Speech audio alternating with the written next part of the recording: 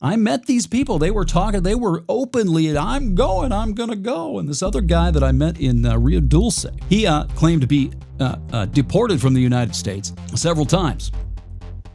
But he was somebody who was one of those coyotes who would take these illegals north through Mexico, get them to the border, and let them cross. I have talked to these folks.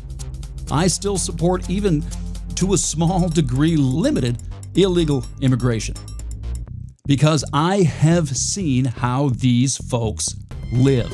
I have seen it with these eyeballs.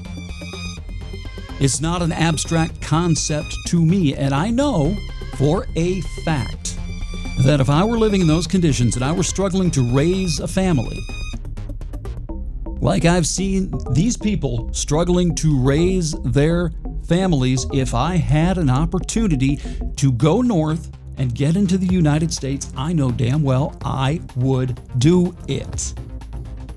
It would be hypocritical of me to say, no, you shouldn't do this because illegal. What does our legality mean to somebody who can't feed their kids down there? What would it mean to you? You better think long and hard about that before you answer.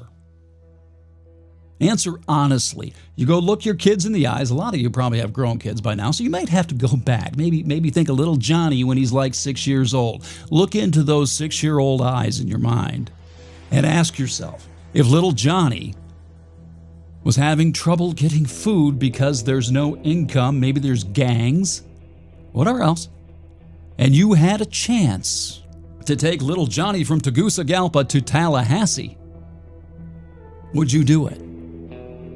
You're kind of caught there, aren't you? Because if you wouldn't do it, you're kind of a bad parent. Oh, we've got to respect those laws. There's this whole thing. Is it ethical to steal if your child is starving? This whole sort of moral thought exercise or whatever. I mean, this is right down the same line. And most people think it's okay if you have a starving child to steal. But yet, it's not okay to violate a fucking border law? Now, criminals, rapists, terrorists, stuff like that, obviously, we're on the same page there.